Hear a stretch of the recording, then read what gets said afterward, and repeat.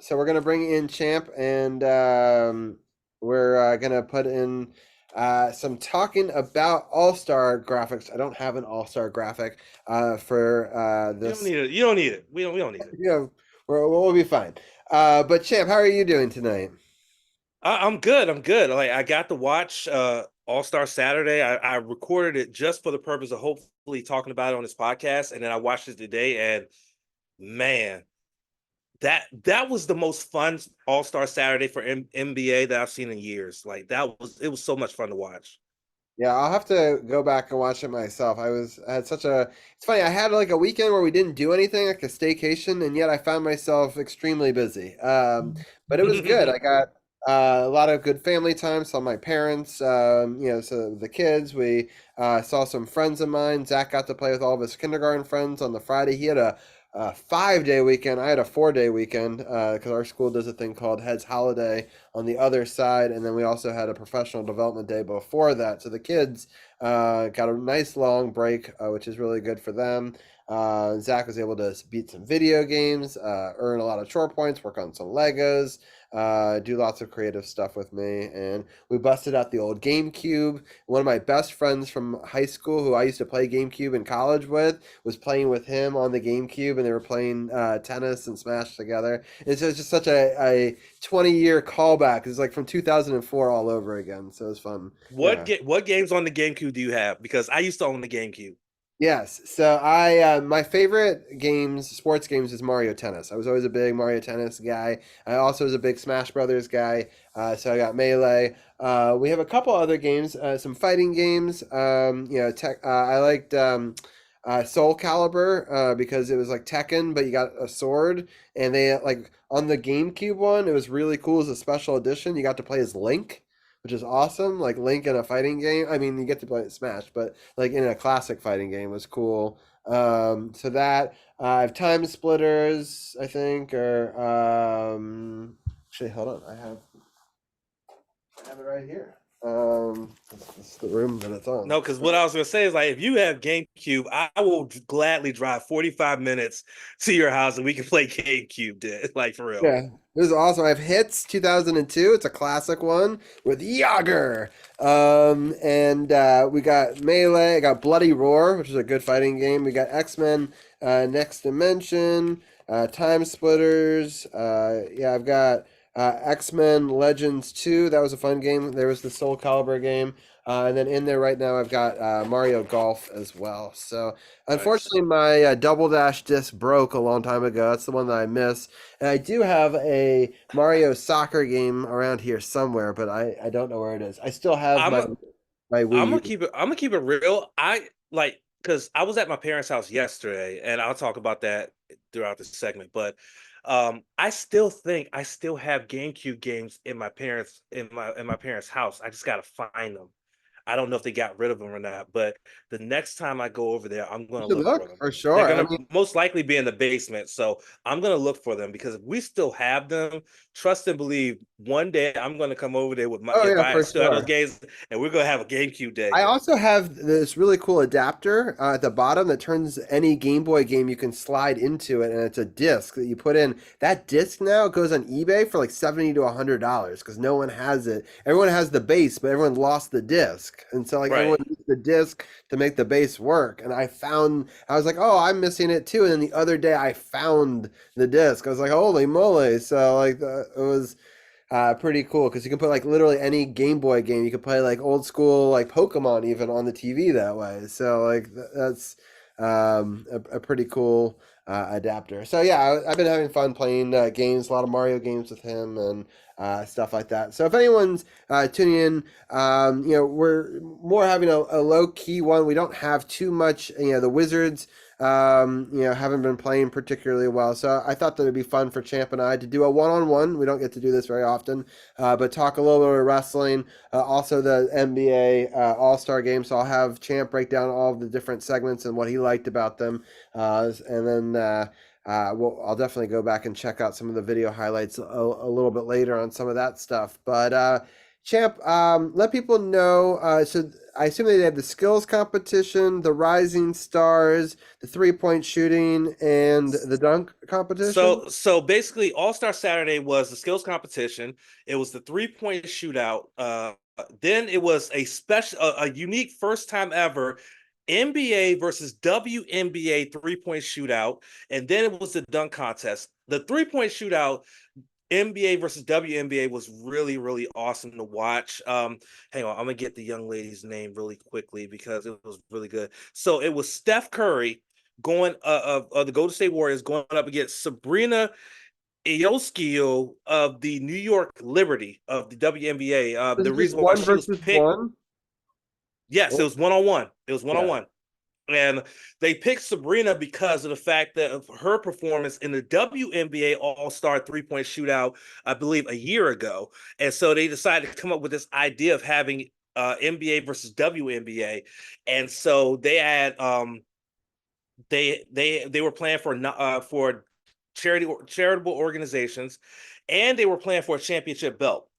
And so it was a really, really good competition. Sabrina came out the gates hot. Like she was like just a shooter. She was just making just buckets on buckets on buckets, but she kind of like lost it at towards the end, and that gave Steph a chance. Like he wasn't as consistent, but towards the end, he got hot at the right time and made as many at the end in order because at the end on the I believe it was the right wing was his money ball wing where he had all money balls, and he made 4 out of 5 money balls on the last rack to win the competition and win it. But I think that they're going to continue to do this, and they should, because of the fact that it would definitely integrate the WNBA into the mindset and into the eyes of the NBA fans, because the WNBA has been doing some good stuff, man. You know, they've been doing good. They do some good stuff, and they have some talent. And so I think that the NBA fans should see that talent, and doing that sort of competition every year during All Star break would be great. But no, that was one of my favorite parts.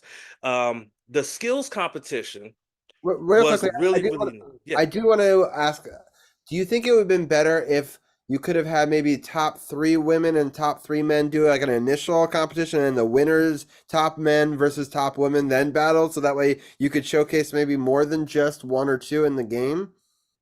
I mean, that is something you could do, but again, this is something very, very new. Like this is the first time that this has happened on All Star Weekend. So I'm sure they want to start. You know, Yeah, the there's basics. this Do you thing think called that that would be smart to you expand it know that way?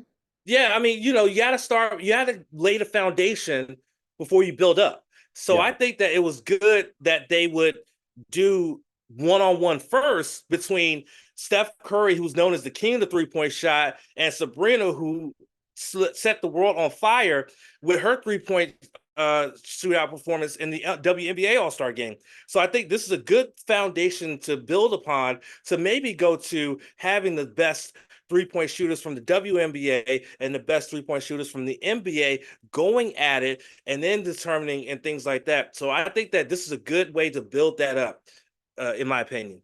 Because I was thinking like WNBA has their All Star break, the in the season before, obviously during the WNBA, but maybe like the top three that advance also come to the NBA All Star one. So they still decide a champion at that moment, but like top three all get a chance to do it, and then again on a different day, and then that way you could have those three compete one round to decide who goes on to the finals, and the men top three you do the same thing, and then you still do the 1v1, but that's like the culmination. I just think that that could. I like having multiple rounds. I don't know how many rounds they were able to shoot in this, but I know that It was normally, one. yeah, It was because one round. normally there's a couple of rounds of it. There's a preliminary round, and then there's the championship round. I always like that because you see sometimes a fall off, or sometimes they get hotter in the second one. And so I think that if you had it this way with top three advancing, and then a champion, you get to see them do it twice. And I think that Right. that be a little. This year's 3-point shootout, it was they had six was no, it was eight. They had shooters in this year's competition, and it actually came down to a tiebreaker because it was a four-way tie at the top. So they had to do a 30-second tiebreaker to determine who would be the top three to go to the finals, right? And it ended up being Trae Young, Karl Anthony Towns, and Damian Lillard. Of course, Towns won it 2 years ago. Trae Young is always usually at the top of it, and of course, Dame's the defending champion. But they had to go to a shootout to determine who was going to make it. The person who was left out of that falling short, if I can see it, it would be Tyrese Halliburton, who actually pulled double duty on this night because he was part of the skills challenge along with Trae Young. So Trae Young and Halliburton actually did double duty. They were in the skills challenge, and then they were right back out doing the 3-point shootout. That's great. That's awesome. Bring us through the dunk competition. Was it good this year? Some years it's awesome. Some years it falls flat. What did you think on this year's dunk competition? Okay, so this year's dunk competition, Shaq got dunked over at least twice. Twice people used Shaq to try to jump over him to do dunks, which was crazy. But Mac McClung, who repeat as champion, his final dunk in the finals against Jaylen Brown, he had Shaq hold the ball up here and was standing up pretty much his full height, and he dunked over him and did it backwards and got all 50s across the board from the judges to win. Yeah. And like the dunk contest was pretty lit. The first time that someone dunked over Shaq, I forgot who it was, but Shaq was doing what was called Shaq Cam, where he had two cameras, one pointing this way and one as a selfie. And it was funny that they showed the replay of the dunk with the Shaq Cam, and his glasses almost got knocked off by the person dunking over him. But the second time that Shaq was used for the dunk with McClung, Shaq was actually wearing McClung's high school jersey. Oh my God. He was wearing his high school jersey. But there were some really good dunks in this one. A lot of creativity. One of the things that kind of took me away from the dunk contest after guys like Kobe Bryant and Vince Carter and stuff like that was the creativity. But they got pretty creative when it came to the dunk contest and things like that. But the fact that Mac McClung, who is 6 feet 2 inches tall, was able to jump pretty much almost clear over Shaquille O'Neal, 7'1", and do what he did was absolutely incredible. But the dunk contest was really fun. And I have a quick question. Yeah. Have you watched Shaq's new podcast? I have not. Yes. I I have had not. not until this week. I freaking loved it. He had Jason Kelsey on one, and oh my God, the two of them together, I was like, oh man, I need to subscribe to this podcast immediately. So people don't know this, I'm a huge Shaq fan. I didn't even know this podcast existed until it was showed up in my mentions on YouTube. I think it's called like The Big Podcast or something like that. And let me just make sure that that's right. Yeah, The Big Podcast. And yeah, it's interesting. The Big Podcast is one of the few. Well, little known fact about Champ is that my favorite all-time NBA player was Shaquille O'Neal. Oh yeah, I mean Yeah. one of my all-time favorites too. Just his dominance on when he was with Orlando, and then him as a team with Kobe and the Lakers. I love that. Three-peat. It's still one of my favorite time Yeah. periods in NBA history. Yeah. And it is called The Big Podcast. And in a week, it's already got 1.2 million views. And he's shot up over 15,000 subscribers from this one podcast, I think. So definitely go check it out. It's his 8th episode of it. And they do clips and do other stuff like that as well.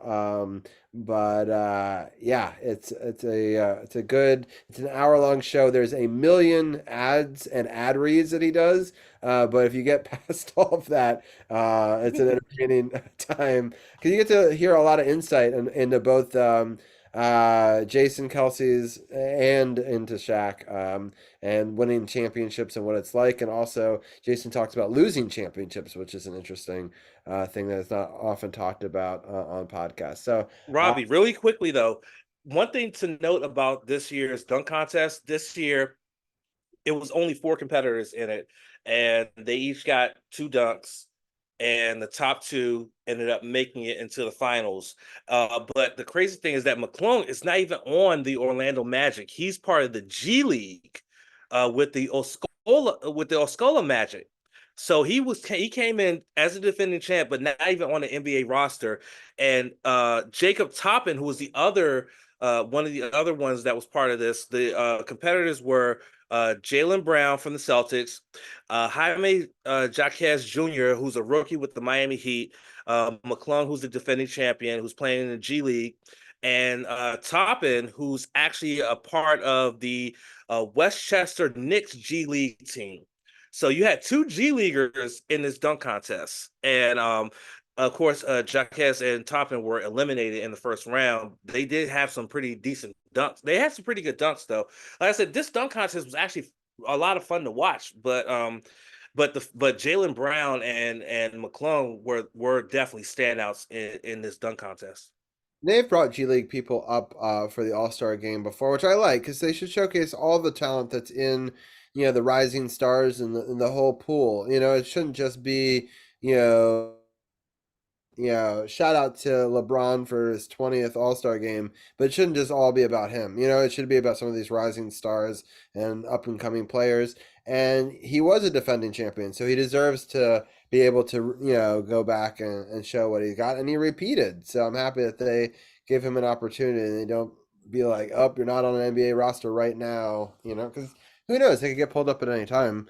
So they're still part of the system. And I think it's a cool way to showcase the talent in the G League that probably doesn't get an opportunity to get shown quite as often. So I do like that. You don't see that in a lot of other leagues, though. So shout out to the NBA for doing that right. Um, Yeah, and yeah. So if anyone wanted to know the final result of the actual game itself, the East did. I saw the result. Holy crap!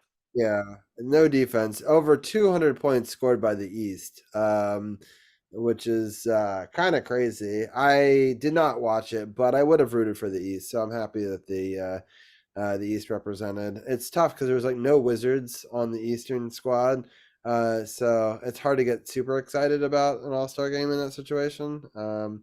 But one of the highlights.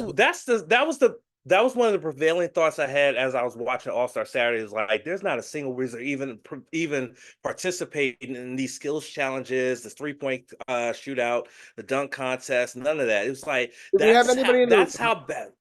Do we have anybody in the Rising Stars game, or it's not even that? I don't even think we had anybody in the Rise of Stars game anyway. But I did want to make this other point about All Star Saturday was the skills competition, was the skills challenge, in which this was the third year in a row that they went to three-man teams where you had the host city or host NBA team field a team of three. But this year it was a team of what they call first picks, and then you had a three-man team of all stars. And excuse me, for the third year in a row, the team that is hosting All Star Weekend won the skills competition. The skills competition was really fun to watch because of what they have to do, because they have three different challenges they have to do. They have to do this like obstacle course where they have to pass, they have to go through this obstacle course, they have to make this little shot from inside the paint. Then they have, I mean, it was really cool. And the Pacers team, which was Halliburton, Benedict Mathurin, and Miles Turner, they did well with the first two challenges. They won the first two challenges hands down, which was the obstacle course and then the passing drill, where they had to do different passes through the apparatuses. But the third challenge, which was the shooting challenge, was won by the All-Star team, which was Scotty Barnes from the Raptors, Tyrese Maxey from the 76ers, and Trae Young from the Hawks. It went to a tiebreaker, which the tiebreaker was how long would it take before a team makes a half court shot? The All Star team went first, and it took them 58.8 seconds to make a half court shot. Next thing you know, the Pacers came out and they did it in 38 seconds. They managed to make a 38 managed to make a half court shot in 38 seconds with Tyler Halliburton making it with a nothing but net half court shot to win the competition. That was one of the most exciting parts of All-Star Saturday. And it was the first thing out the gate before the three-point shootout and what Dame Dollar did, winning it pretty much on his last shot to repeat as three-point champion, trying to be like, hopefully he gets to come back next year and try to do what someone like Larry Bird did way back when, and that's three-peat as a three-point champion in three consecutive years. But I really, really, just an overall thing before we move on. Again, I don't watch a lot of all-star weekend activities in any sport. It just never really interests me. But this year, something just told me, like, you know what, I want to watch this just to see how it's gonna play out and be able to come here to Sports on the Hill and talk about it. And I'm glad I did because I had a lot of fun. Like, there were a few times I was literally laying in my bed watching the game, watching this unfold, and I actually had to stand up because I'm like, what's gonna happen? What's this? What's going on? This, that, and the third. That hasn't happened for me with like all-star stuff in a long time. So I'm hopeful that McClung comes back next year to try to three-peat for the dunk championship. And I hope that Dame Dollar returns next year to try to three-peat for the three-point contest, because that will be really compelling television to see if they can three-peat, because it hasn't really been done very often. So it will be a great storyline for All Star Weekend next year if those two could return to try to three-peat. But that's all I have. I just gotta just say, Robbie, you definitely want to go back and watch it, because it was definitely a lot of fun to watch. Yeah. So, one thing I also want to point out, I think for the first time ever, the MVP of the All Star game was the champion of the 3-point competition. Usually they're two separate people, and Lillard scored 39 points, and he was the MVP. Also, the Eastern Conference, I just thought in general, played much better as a team, and they eclipsed the 200-point, and the game had a record 397 points. They almost broke the 400 combined, which is, even if you don't play defense, it's still impressive just to even be able to put up 400 points in that time period. Like, it's just as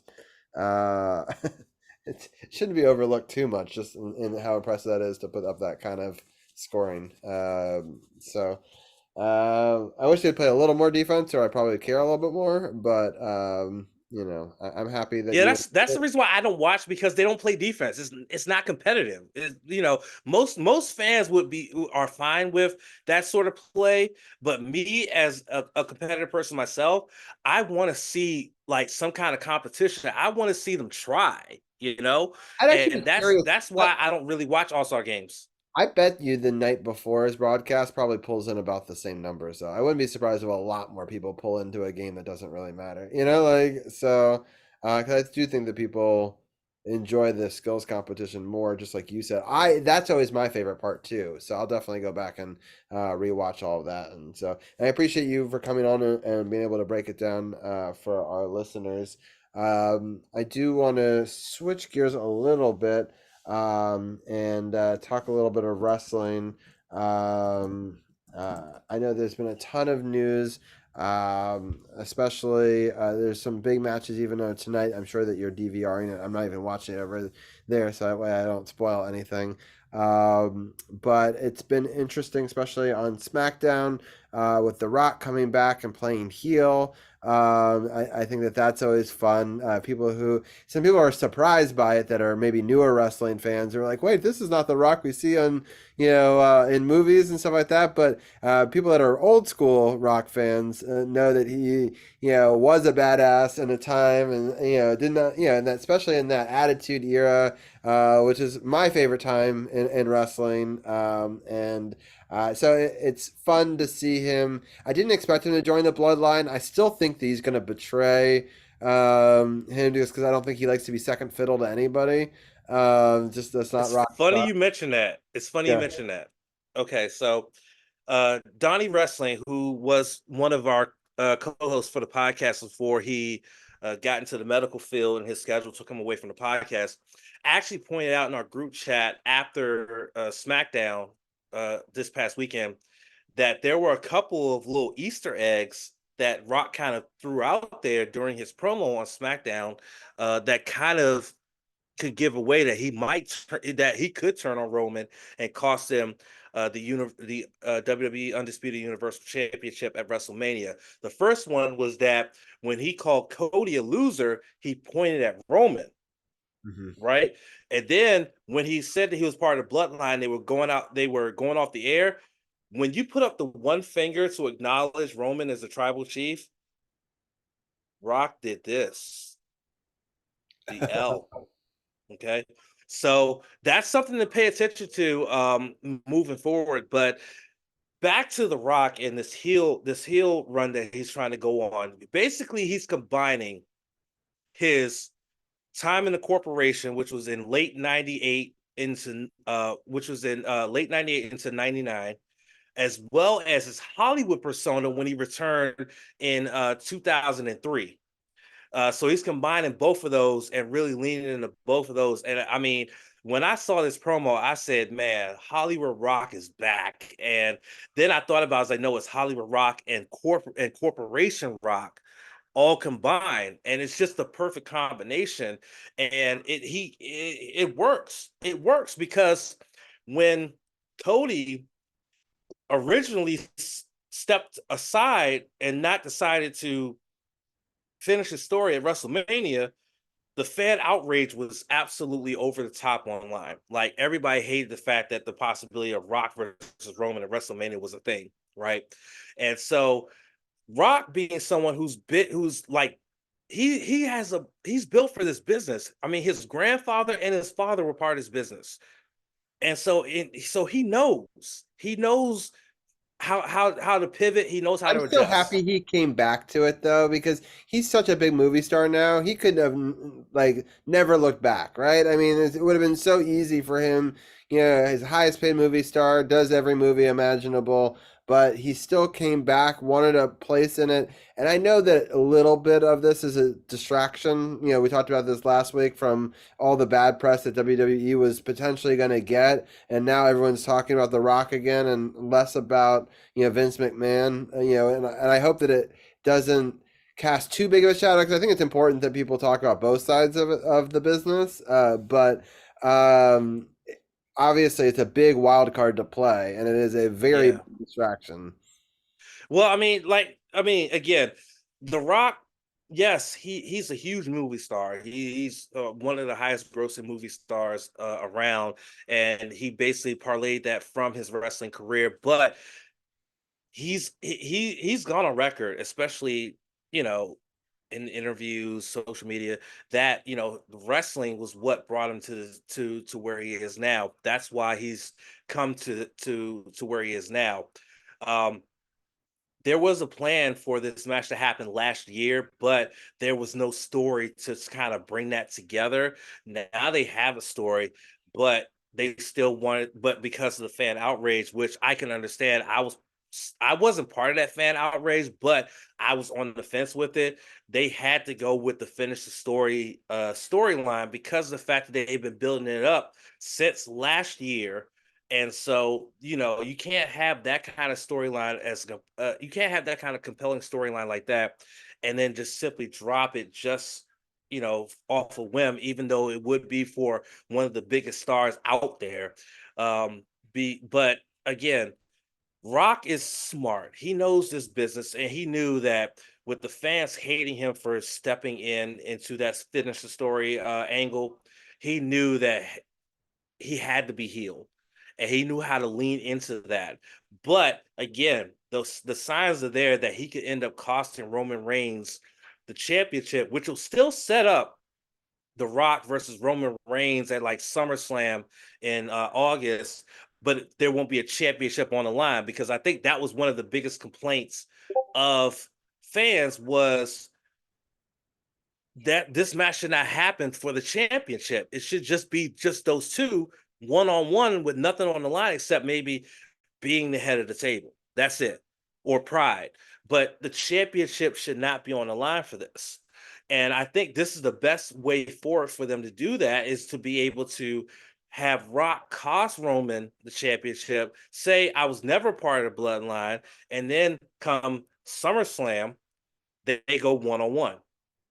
That's the best way forward at this point. Yeah, I agree. I just feel bad because I feel like that's such a bigger match at SummerSlam than the WrestleMania matches. I don't know. Like, I understand that Cody crybabies don't feel that way, but I don't know. I still think Rock versus Roman's a bigger matchup than Cody versus Roman. I understand they've been drawing this storyline for so long, but The Rock is just such this powerful figure in the history of the sport. It's hard for me to not think that that's not the biggest story, you know? That But is one of the most. It's so subjective. That sort of opinion of Rock versus Roman is bigger than Cody versus Roman. It's so subjective depending on your point of view. yeah. From a casual or a whatever fan, yes, Rock versus Roman is a lot bigger because of Rock's star power and because of how much of a star Roman has become since becoming the tribal chief in Also, just like the tribal 2020. chief, like this is the bloodline. Who is really the Yeah, leader? You know what I mean? Like that's such a exactly. huge story. You know, like Exactly. But a lot of I wouldn't say hardcore fans, but close to hardcore fans, they feel that Cody finishing his story is a lot bigger. And so that's why me myself, I stay on the fence, because yes, I've been a wrestling fan since the early 90s. So I could consider myself a hardcore fan, but I'm also an objective fan when it comes to wrestling, in the fact that either match I would enjoy. Whether it was Rock versus Roman or whether it was Cody versus Roman, I would enjoy either match just the same. I don't have a dog. I don't have a pony, a horse in this race anyway. But I would enjoy either match the same. I'm not going to go online and say, "Oh, I don't want to see Rock versus Roman. Give me Cody versus Roman." Or I'm not going to go online and say, "Give me Cody versus Roman. I don't want to see Rock." I wouldn't do that. I the want to Cody see either match. The Cody fans really went out hard. Every post, every social media post was spamming, and it worked. I think that it may have caused enough waves that I don't know if this was the original plan. It'll be interesting to see if it had an impact ultimately on it. It's been such an interesting road to WrestleMania already, and I'm curious. I haven't watched the results of this one. The Intercontinental Championship is on the line tonight on Raw, which I think will be an interesting matchup. I would be surprised to see it get dropped before like a big thing like WrestleMania, because it seems like a pay-per-view move. But we've seen things happen on Raw like that, so it's not Yeah. impossible. No, no, it's not impossible, but I just don't see it. See, so basically, what I've been reading online, and you have to take a lot of what's online at face value, but one of the things was that with the Janelle Grant lawsuit, one of the aspects of that lawsuit was the assumption that the UFC heavyweight champion that was possibly receiving inappropriate images from Miss Grant was Brock Lesnar. And because of that, it was supposed to be Brock Lesnar was going to most likely go after Walter. We don't call him Gunter. Me and Sif call him Walter. There was a possibility they were going to have a match at WrestleMania, but because he was implicated, although not by name, in this lawsuit, he was completely scrapped from all creative ideas in WWE, because he was supposed to be in the Royal Rumble and get eliminated by Dominic Mysterio, leading to a match between him and Dom at Elimination Chamber in Australia, which is taking place this coming Saturday in Australia. But because he was implicated somewhat in that lawsuit, they're pretty much given been given Brock Lesnar the Benoit treatment. They're basically wiping their hands clean of him at this point. And so because of that, um, that's why Braun Breaker, who is an NXT product, was put in the Royal Rumble. Now Braun Breaker is brought up to the main roster, even though he just won a championship at NXT, the tag team championships, and things like that. So a lot of what's happened recently with this lawsuit by Miss Grant against Vince McMahon, against John Laurinaitis, and then against WWE has led to a lot of changes. And also, pivoting from that, CM Punk getting injured in the Royal Rumble, tearing his tricep, really changed a lot of things as well, because the plan was for CM Punk to challenge Seth Rollins for the World Heavyweight Championship, but he got injured and is going to miss WrestleMania, so they had to pivot to doing an Elimination Chamber match to determine Seth's next challenger at WrestleMania. So a lot of things between the lawsuit and the injury happened that had to do with a lot of changes. But this goes to how good Triple H has been as the head of creative. Because had Vince McMahon been the head of creative, he would have ignored the fans and stuck with Rock versus Roman, and he would have lost a lot of viewers. He would have had crowds like hijacking shows, and it would have been a whole mess. It would have been a whole thing. Hmm. So credit to Triple H for realizing that going with Rock versus Roman was a bad idea, and to shift gears out of that and go back to the finish the story thing, and realizing that with Brock being implicated in that lawsuit and CM Punk going down with injury, being able to pivot away from that and be able to have a plan going forward for WrestleMania. Yep, I want to welcome in Andy Primordial Sounds Hey guys. into the show. He's one of our mods in chat, and now he is live on here. I know he doesn't follow wrestling too much. Did you ever, Andy, when you were younger, following? I know that was sort of a big thing in the '90s. Yeah, I did. I mean, not like I wouldn't say I was a fan, but definitely, caught it here and there for entertainment. Yeah, So, yeah, back in the Hollywood Hogan era, yeah, or way back. yeah, I was just thinking Hulk Hogan, yeah, Macho Man, who else you got? The Undertaker. yeah. Um, yeah, all those cats. Yeah, I enjoyed that. That's my childhood right there. Right. So it was a fun time. It's been interesting to see how the storylines and everything has evolved and changed in the sport, but also it's crazy to think that WWE, even for all the crap that they get and all the things that get thrown at them, are still the number one brand in the marketplace, and stuff like that. But I do hope that people go check out the No Spots podcast. I enjoyed checking out and lurking in there on the stream that they recorded this weekend, and they always do live reactions. Are you going to do a live reaction this weekend to the pay-per-view, champ? Do I look like I'm going to get up at 5 in the morning and do live reactions? Oh, No. right. 5 in the morning. I forgot that it's Australia time. Yeah, no, we're not. We're not doing live reactions to Elimination Chamber. The plan is, and it hasn't been announced on social media yet. I told Sif to hold off because we said on the podcast we will make a decision by Wednesday.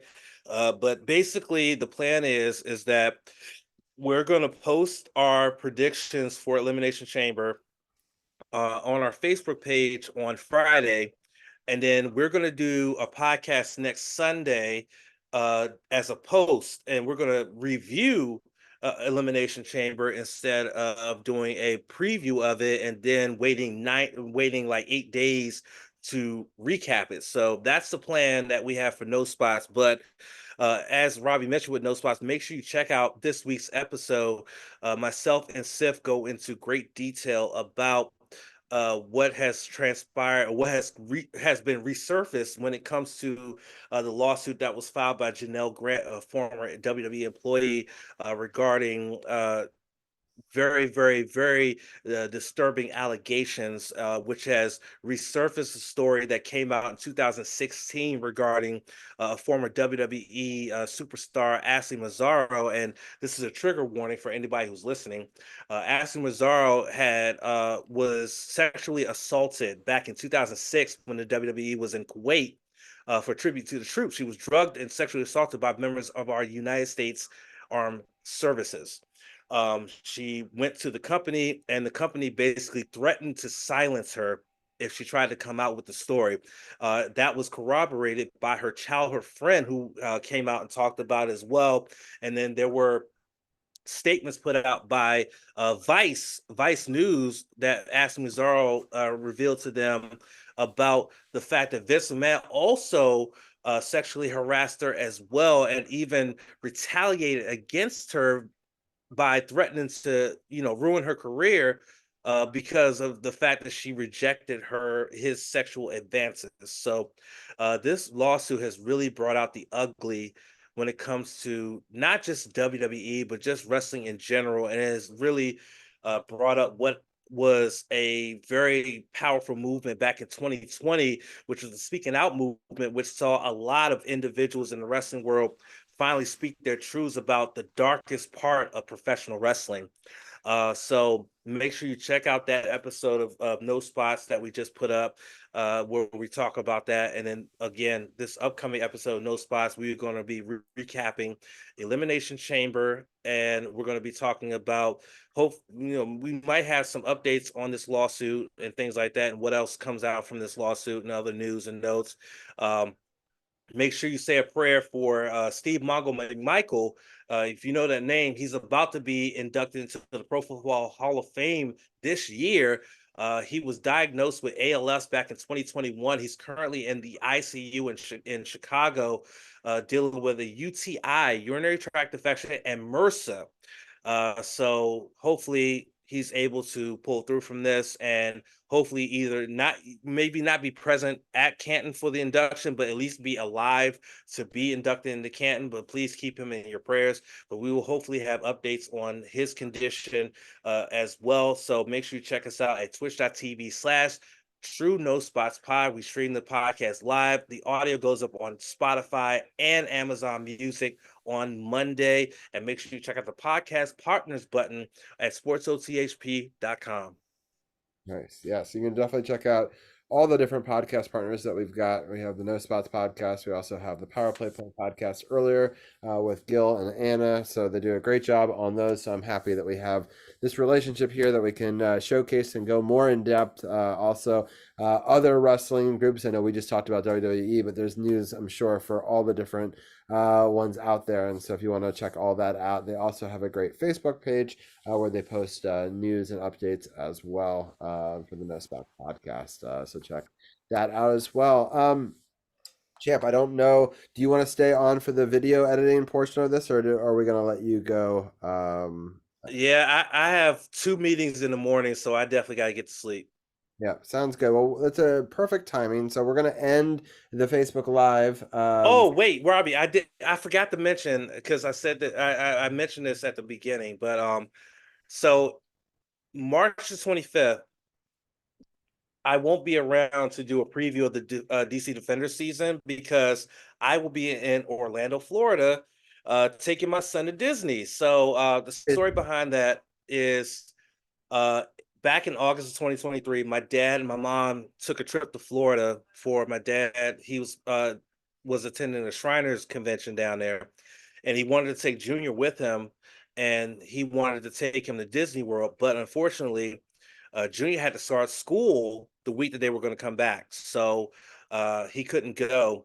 And my dad's last wish before he passed in December was to take Junior to Disney World. So my mom and I came up with a plan. We looked at flights and hotels and stuff like that. And yesterday we booked the trip. So March the 24th to the 27th, I will be in Orlando, Florida with my son doing a father-son vacation, taking him to Disney World and fulfilling my dad's last wish that he attend Disney World. So really excited about that, to be able to just do a father-son vacation, just me and him, going to Disney World and checking out Orlando and things of that nature. So if there was a plan to do a preview of the DC Defender season, I will not be available because I will be in Orlando. Actually, that's perfect. I'm looking ahead of the schedule. First of all, I'm happy you get to go to Disney World regardless. I would always suggest people do that over being on this podcast. I love Disney.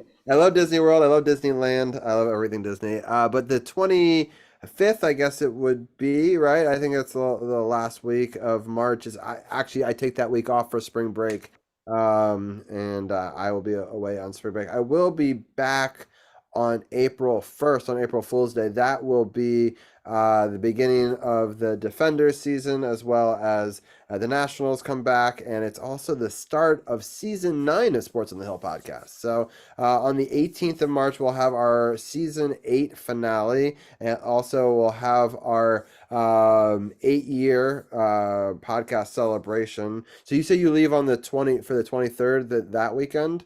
So The you'll 24th, that's Sunday. Yeah, perfect. So you'll still could be there for the last episode of the season, and you actually won't miss an episode because you'll be there probably a week later for the start of the next season. So that works out for timing purposes. Perfect. So yeah, the rest of this month goes. We're doing this kind of hybrid, doing a little art, a little bit of sports.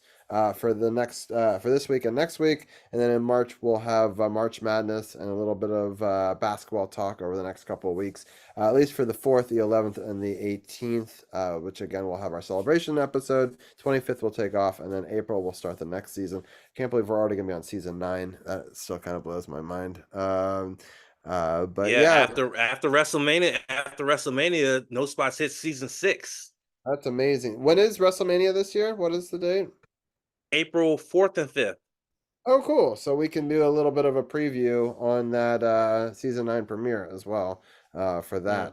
We'll have a good sense. So that'll be awesome. Well, Champ, thank you so much. I'll let you go here. We're also going to end the audio podcast as well as the Facebook Live. Thank you, everyone, for tuning in on Facebook Live or listening live to the audio podcast. I'm sorry that it's been taking a couple days to get these up, but I appreciate the people who still want to check those out after the fact. This is doing DC Sports Without the Politics, Sports on the Hill podcast, episodes 331, Capitals recap, as well as NBA All-Star break and wrestling update. Thanks for Champ, Andy, and for Gil and C4 for being a part of that. And then if people want to stay tuned on Twitch, Andy and I are going to do an hour of looking at some cool scuba diving footage and just hanging out. So stay tuned on Twitch for that. Also, that will be later on YouTube.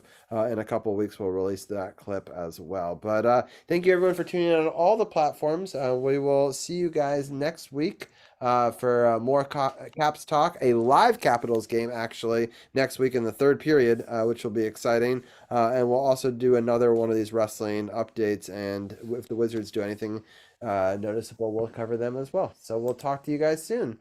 Gokigenyo. Sayonara. Take it easy, champ. All right, we're gonna stop that recording. Recording stopped.